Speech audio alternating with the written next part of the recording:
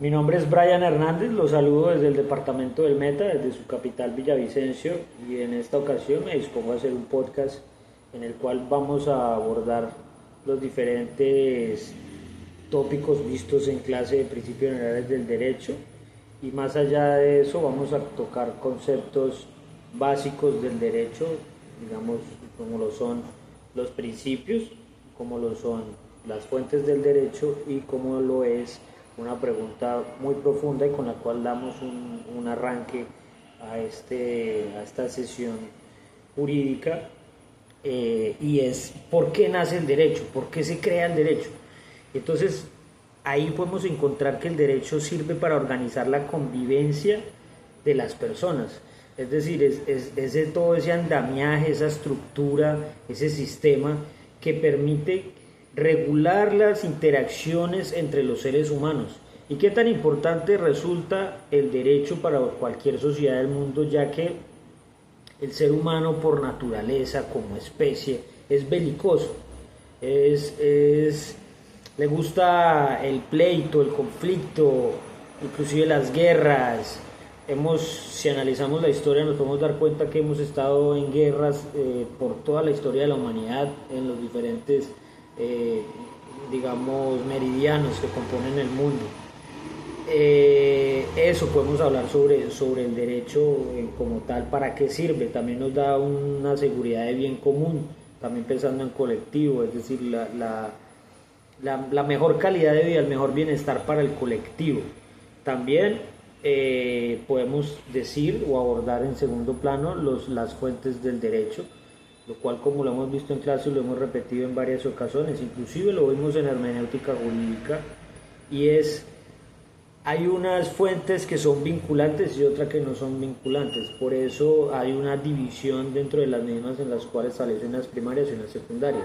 Dentro de las primarias encontramos la supremacía de la Constitución como norma de normas, como carta magna, como órgano rector del derecho en cualquier sociedad.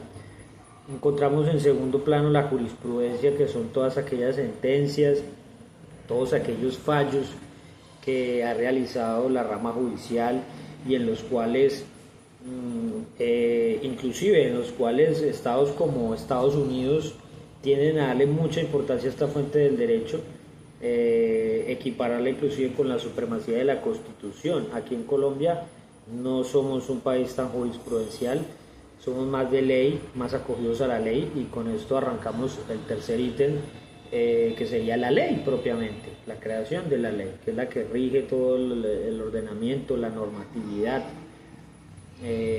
la razón de ser también del derecho.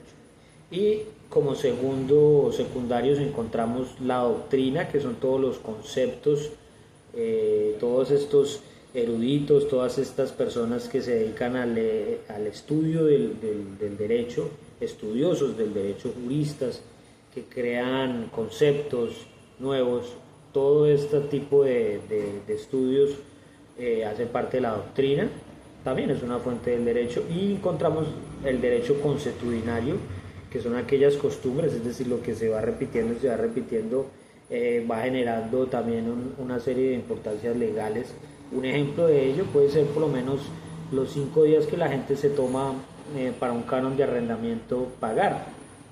No está establecido en ninguna ley, pero puede ser también una fuente del derecho esta costumbre.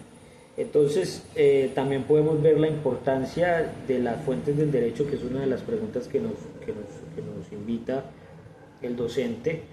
Yo considero que es muy importante por el origen y la creación de las mismas, por la jerarquía y la aplicación, es decir, tenemos que tener en cuenta que es necesario que haya una jerarquización, encontremos para ese orden jurídico, encontremos una jerarquía, una supremacía de leyes, y ahí encontramos la pirámide de Kelsen, que nos habla de la Constitución, lo ponemos con los decretos, ordenanzas, acuerdos, y ahí vamos bajando en la importancia de la ley.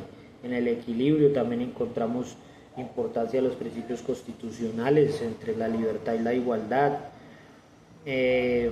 También podemos decir que permite a los ciudadanos y a los operadores las bases del derecho, y las fuentes del derecho permite a los operadores jurídicos, es decir, a los jueces, dar aplicabilidad a normas válidas, a normas necesarias para, ya como vimos en un inicio de este podcast, regular las conductas humanas.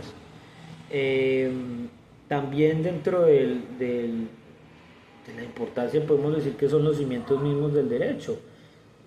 Para construir una casa, para cualquier tipo de construcción necesitamos unas bases, unos cimientos, y ahí para allá podemos pasar a la obra gris, luego a la obra blanca, luego al lujo, a la suntuosidad, pero necesitamos en principio unas bases, necesitamos en principio unos cimientos que nos permitan darle rienda suelta a todo el andamiaje jurídico como tal. Ejemplos de aplicación de principios constitucionales encontramos en la salud. Por ejemplo, está inmerso el de la dignidad humana. Todos en un momento determinado en el cual pasamos por afugias en materia de salud, pues requerimos un trato digno, y en ese sentido el Estado tiene que dar la seguridad de poder ofrecer esa dignidad humana. Ese principio, por ejemplo, de la dignidad humana es súper importante y se repite no solo en el tema constitucional, sino también en el penal, que a grandes rasgos podríamos decir, cerrando un poquito los principios y pasando a la relación entre la hermenéutica jurídica y la correcta interpretación de la ley.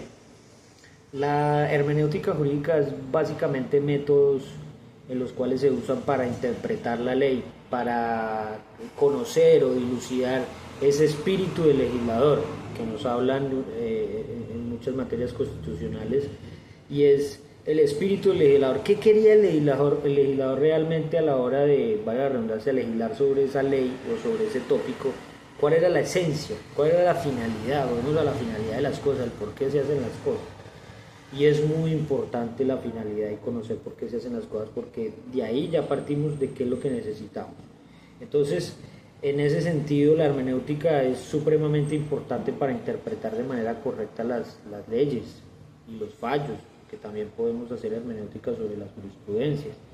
Y en ese sentido, se hace importante para el futuro que las personas podamos entender ese espíritu normativo, de que no es letra muerta, sino que es la interpretación a fenómenos fenomenológicos, es decir, del mundo externo, lo que se mueve, y eso no puede ser simplemente letra muerta, sino que tiene que darse la interpretación, y esa interpretación depende que se haga correcta la aplicabilidad, ya sea del ius puniendi, ya sea de cualquier tipo de fallo, de sentencia o de jurisprudencia, sumamente importante. Dentro de los principios del derecho penal encontramos la legalidad, por ejemplo, que tiene que haber, el hecho tiene que estar previamente claro en la ley para poder decir esto es un delito, esto es una arbitrariedad, esto va contrario a la ley, debe estar previamente en la ley. La tipicidad, que es básicamente la capacidad